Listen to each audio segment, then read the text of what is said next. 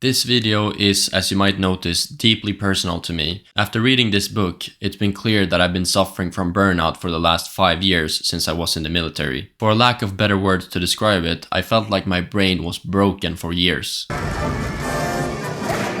And anxiety has really plagued my entire family for a long time, and I'm sure that's the case with many other families as well. And when people don't find a solution to these things, they turn to alcohol and other drugs, which just makes everything worse in the long term. So that's why I'm so upset that nobody has been talking about this when the research is clearly out there, as we will go into at the end of this video into the 5 studies. Or you can of course skip ahead to that timestamp right here. It's kind of funny because when I was burned out, I metaphorically asked myself if only there was something I could do to fix this, like, I don't know, run around the lake 10 times. The irony is that running around the lake 10 times over weeks and months would have fucking cured me, but I didn't know it at the time. And the chapter 2 in the book is literally called Run Away from Stress. And I even asked ChatGPT if there was something I could do to easily heal my anxiety and stress, and it just told me to do like breathing exercises and to avoid caffeine and alcohol. I literally tried everything, it seemed. I tried eating better, I tried sleeping better, I tried alcohol, I tried weed, I tried religion, I tried praying, I tried parental and family support, I tried getting a pet, I tried movies and distraction like YouTube, sex, philosophy, meditation. Oh, how many hours I wasted on meditation. I tried brute force, just going out there and failing. I tried exposure therapy. I tried reading every book I could get my hands on, like How to Stop Worrying and Start Living. Nothing helped. Turns out most of the advice out there about worrying and anxiety is that it's worthless and that you shouldn't do it, which is itself useless because we all know already how bad it is and that it doesn't help us at all. That was never the problem to begin with. I should make a small correction to my earlier statement that nothing worked. Alcohol actually did work, but the thing was that I paid a very big price for it in the long term of using it. The main point that I was making was that nothing natural worked. The only things that worked were things that would harm me indirectly or directly. And so by finding this training cure, that means I had a natural tool and a natural thing to solve the problem instead of harming myself in another way. And I think that can actually partially explain alcoholism as we see in society. Usually alcoholics are very emotional people that have a lot of neuroticism in their personality, like myself. And for them, that was the only way they found to easily and in a lazy way cure their problems. But as I said, it's just another way of harming yourself. You're trading one way of harming yourself to another.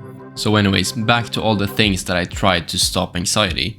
The reason this is such a big thing is because at least you have one thing to apply against stress and anxiety. Before you had 0 and now you at least have 1. So it's a huge difference. It kind of changed the whole game and the whole system that I lived by, because it took the control back into my hands that I could actually do something about the pains in my life. Before I found this, my whole world was that I was under the influence of something else, that I was like helpless and passive in this whole thing, and that I could just sit there and wait for the universe to do its thing onto me, and that I kind of just had to accept the pain that I would be put under. And this is where I got into these religious stuff and philosophical things like Stoicism, that, you know, you should just accept whatever happens and you should let go control of your life. But that wasn't really the issue for me. It's different if you're like dealing with cancer or something that you can't do anything about. With an anxiety that's limiting your life, you want to change that. You don't want to just surrender and, as my friend said, sit at the back of the bus and enjoy the ride as much as you can. Again, I was under this idea that this was just my personality, my faulty genetics that gave me an inclination to a life filled with anxiety. But it turns out with this new discovery that it doesn't have to be this way. So it's really huge. I really can't describe how big this is. My anxiety got so far that I vomited before every exam in university, and that I had to tell myself that being anxious means that I'm doing the right thing. I had someone close to me tell me you need to change your general view and attitude to life, and that I should stop letting fear and anxiety decide and rule over my life. But what I didn't understand was, just like with the cycle story I told you before, is that it's not about not daring to do the thing. It's about, you know, that if you do the thing, you're just gonna fail and get an anxiety attack. So it's a suicide mission. So it was never about fear or discipline to begin with. It's a little bit like the Einstein story, the definition of stupidity is doing the same thing over and over and expecting a different result. At some point, you just gotta heal yourself first and then attempt it. So just to state the obvious, I'm not saying that you should never make an effort to challenge yourself. There's definitely a time and place for that, to just go for the thing that scares you. I even have a tattoo that says, "The cave you fear to enter holds the treasure you seek." So it's really not about discipline and that. There is a time and place for that, but there's a right and wrong way to do it. But it's also completely possible that you do something that has a lot of pain and you gain nothing from it. As someone said, that you can stand and hit your head against the wall until it gets bloody, but that doesn't really help you in any way. So doing harm to yourself is not always a productive thing. It can definitely be, but it's not always that case.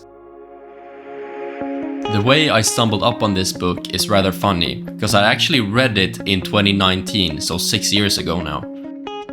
Back then, I got it as a birthday gift before I even had any anxiety issues at all. Then, randomly now in 2025, 6 years later, when I've had anxiety issues for years, I remembered a story about a guy who had had his brakes worn out by the amount of stress he had been under, to the point where he couldn't resist the anxiety anymore. Then, after thinking about that story, I remembered which book it was from.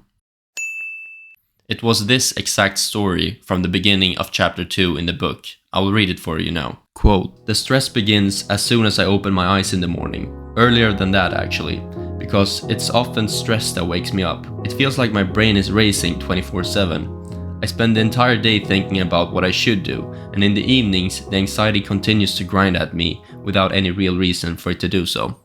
I live a hectic life. I do enjoy my job as a business attorney, but I wish it wasn't so time consuming. I have a lot going on outside of work too. I have 2 small children, so I always have a guilty conscience because I'm not always on time to pick them up from daycare. Then there's just everything else that needs to be planned. Sometimes it seems as though life is just a round of logistics. But even though I've had a lot to do at home and at work, I know I would have time for it all if I didn't stress so much about it. The stress stops me and I often feel blocked. The stress has increased lately. Either that or I'm less able to handle it." That's a key sentence right there. Less able to handle it. "I have memory lapses and I become more and more absent-minded. I forgot my laptop in a restaurant after lunch, and it wasn't until I got back to the office that I realized that I had left it behind. It was sheer luck that it was still there. This kind of thing never happened before. The other day I was on the bus and it was packed. Suddenly I found it hard to breathe and had such a feeling of anxiety that I almost panicked. I ended up getting off a few stops early and walking the rest of the way. This has never happened before either." Dr. Hansen continues, "I met with this 37-year-old man in a psychiatric clinic's outpatient office. He told me how he had been feeling lately. He was a bit apprehensive to begin with and tried to downplay his problems as though he was ashamed, but eventually he became more and more open. The level of stress he had been experiencing over several years had gotten worse over time. He had trouble sleeping and became irritated over the smallest trifle. He had been hiding his angst carefully from those around him. But what did this man, married with 2 children, a good job and a big apartment, have to be unhappy about? All the outward signs of a successful life were there, but still something was not right. After almost an hour of talking, I explained to him that he seemed to have been under a high amount of pressure over a prolonged period of time, and that his symptoms, deteriorating memory, trouble sleeping, and the panic attack most likely had their roots in this. He could consider antidepressant medication, but he didn't want that. He asked if there was any other options, and I explained to him that talking therapy is usually effective and that he should also begin an exercise program by taking up running. That sounded odd to him. Medication and therapy, that's one thing, but running, how can that help with stress? And I think the reason that story came back to my mind 6 years later was because I was starting to become that character in that story myself. And this is exactly how I felt. I always described my anxiety as a sled being on the top of a hill, and it just needed a small push and then there was no stopping it at all. Like you literally had no brakes to apply whatsoever. So 2 very real examples that I had that I will share with you now was one when I had a flight that I had booked, and previously to that I had had a panic attack when flying because of university stress. So I really hated flying for several reasons, but this time I really had to fly because I needed to take a plane to Stockholm so that I could propose to my girlfriend at the time and a couple of other things. And leading up to that flight, like the 5 days of the week leading up to it, every morning I woke up thinking about that flight and then just feeling a dread and nothing to do about it. Because the thing is with anxiety, no matter how good your solution is, it will always be in the future. So there really is not anything that you can do about it. And it's this type of anxiety that kind of ruins the quality of each day, that makes you not want to do it, so that you wouldn't want to take the flight. And that is exactly what we mean with life-limiting anxiety, because it limits your life so that you can only do certain things, and so it reduces your quality. A second example that I will give you is when I started a new job, and we had gone through an education for like 3 weeks, and then there was going to be a test in the end. And then again, every day leading up to that test was just miserable. Like when you woke up in the morning, you thought about it, and it just kind of ruined each day. Or I could sit having a meal, and then I would just think about that, and it would instantly ruin the meal. And then that very day when I took the test, well, I got this sled effect where I started getting nervous about it, and then I couldn't calm myself down, which indicates, based on what we've learned earlier, a hippocampus that's not good enough and shrunken, and a frontal lobe that is not really having control over the amygdala. So essentially it indicates an amygdala that's just running rampant and doing whatever it wants. And another part of this whole thing is that, of course, relaxation methods such as, yoga and meditation are good for you. But what Dr. Hansen says and his research is that if you have to choose between one of them, exercise is by far the right choice. That's why the cure lies there and not in meditation.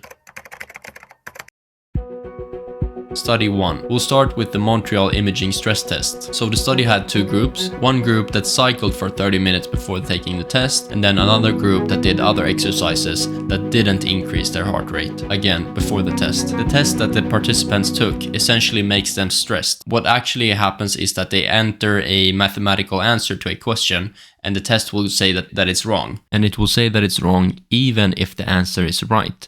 So the key is that it's trying to make you stressed intentionally.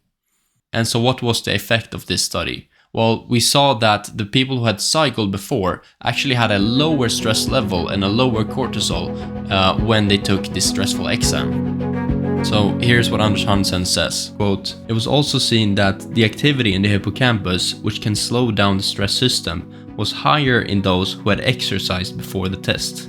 So this is, of course, remarkable results, and it tells us that if we know that we're gonna have something really stressful later in the day, like an exam at school or a date or something, we can plan our day better by exercising before that event, so maybe in the morning, and then you'll handle that thing, whatever that stressful thing is, better by getting less stressed with less cortisol release in your body. Before we get further, I need to give you some basic info on cortisol so you understand how remarkable these results are. What Dr. Hansen says is that everybody has some base level of cortisol all the time. So you don't have 0, you always have a baseline. And when we exercise, we get like a spike of cortisol because the body needs to mobilize glucose and oxygen for us to perform.